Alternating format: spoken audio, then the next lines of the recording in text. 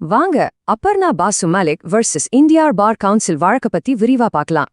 யோசிச்சு பாருங்க, நீங்க கஷ்டப்பட்டு வாங்கின ஒரு பட்டத்துக்கு மதிப்பில்லைன்னு ஒரு அமைப்பு சொன்னா இப்படி இருக்கும். இது அபர்ணா பாசு மல்லிக்கின் கதை. 1980கள்ல நடந்த ஒரு உண்மை சம்பவம் இது. அவங்க ரொம்ப திறமையானவங்க. சட்ட படிப்புக்கு வர்றதுக்கு முன்னாடியே 2 மாஸ்டர் டிகிரி முடிச்சிருந்தாங்க. அப்போ கல்கத்தா பல்கலைக்கழகத்துல பெண் சட்ட மாணவர்களுக்காக ஒரு ஸ்பெஷல் ரூல் இருந்துச்சு. அதாவது பெண்கள் நான் காலேஜியேட் மாணவர்களா கிளாஸுக்கு வராமலே தேர்வு எழுதி பட்டம் வாங்கலாம். அபர்ணாவும் பல்கலைக்கழக விதிகளை பின்பற்றி பரீட்சையில பாஸ் பண்ணி சட்டப்படி LLB பட்டம் வாங்கினாங்க. படிப்பு முடிஞ்சதும் வக்கீலா பிராக்டிஸ் பண்ண மேற்கு வங்க பார் கவுன்சில்ல அப்ளை பண்ணாங்க. ஆனா அவங்க அப்ளிகேஷனை ரிஜெக்ட் பண்ணிட்டாங்க. காரணம், அவங்க ரெகுலர் கிளாஸுக்கு வரலன்னு சொல்லிட்டாங்க. இங்கேதான் ஒரு பெரிய முரண்பாடு. பல்கலைக்கழக விதி ஒன்னு சொல்லுது, பார் கவுன்சில் விதி வேற ஒன்னு சொல்லுது. அப்போ கேள்வி இதுதான், ஒரு அங்கீகரிக்கப்பட்ட யூனிவர்சிட்டியோட விதிய பார் கவுன்சில் மீற முடியுமா? சரி, இந்த சட்ட போராட்டத்தை கல்கத்தா உயர்நீதிமன்றம் எப்படி கையாண்டதுன்னு பார்க்கலாமாங்க.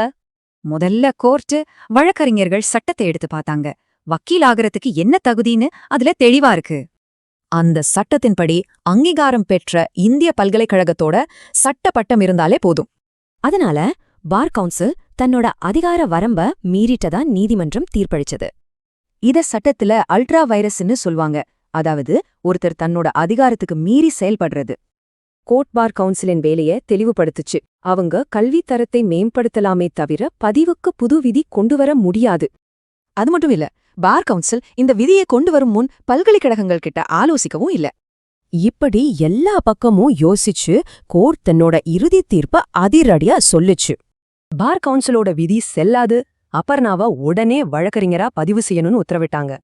இது ஒரு தனிப்பட்ட மாணவியின் வெற்றி மட்டுமில்ல, ஒரு பெரிய அமைப்போட தன்னிச்சையான முடிவுக்கு எதிரான வெற்றி. இந்த வழக்கு ஒரு முக்கியமான விஷயத்தை நிலைநாட்டுச்சு.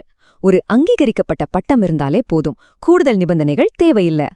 சுருக்கமா சொன்னா, பார் கவுன்சில் கல்வியை ஒழுங்குபடுத்தலாம், ஆனா தகுதியான பட்டதாரிகளை தடுக்க முடியாது. இதுதான் இந்த வழக்கின் சாராம்சம்.